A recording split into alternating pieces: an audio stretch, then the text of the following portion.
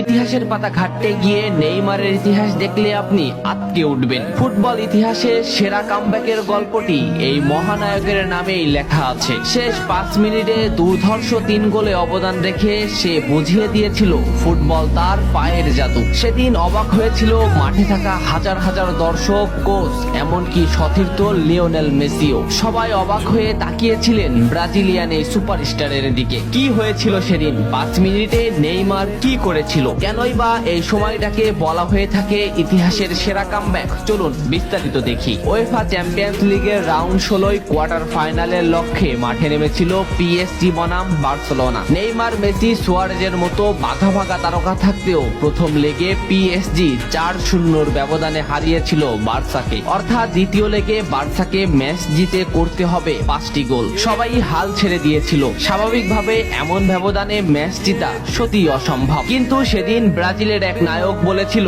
এটা সম্ভব, আমরা এটা করে দেখাবো। যেভাবেই হোক না কেন আমরা দলকে ম্যাচ জেতাতে চাই। 2017 সালের 8 মার্চ অনুষ্ঠিত হয় এই ম্যাচের দ্বিতীয় লেগ। ম্যাচের শুরু থেকেই ক্ষিপ্ততা আর দক্ষতা দেখাতে শুরু করেন নেইমার। এই ম্যাচে যেন আবির্ভাব হয় কোনো এক নতুন নেইমারের। এই নেইমারকে তো কেউ চেনে না। ম্যাচের 3 মিনিটেই লুইস সুয়ারেজ পেয়ে যায় প্রথম গোলের দেখা। এরপর নেইমারের ক্ষিপ্ততায় একের পর এক আক্রমণ সাজাতে থাকে বার্সা। এদিন যেন নেইমারকে কোনোভাবেই আটকাতে পারছিল না পিএসজি। নেইমারকে আটকাতে একের পর এক ফাউলই বেছে নিয়েছিল তারা। ম্যাচের 40 মিনিটে লেভিনের আত্মঘাতিক গোলে বার্সা পায় দ্বিতীয় গোলের দেখা। ম্যাচের 50 মিনিটে ক্ষিপ্ত থাকা নেইমারকে ডি বক্সের ভিতর ফাউল করে ফেলে দেওয়া হয়। এতে বার্সা পেয়ে যায় পেনাল্টিতে গোল করে দলকে এগিয়ে নেন লিওনেল মেসি। তবে যেমনটা ভাবছিলেন এই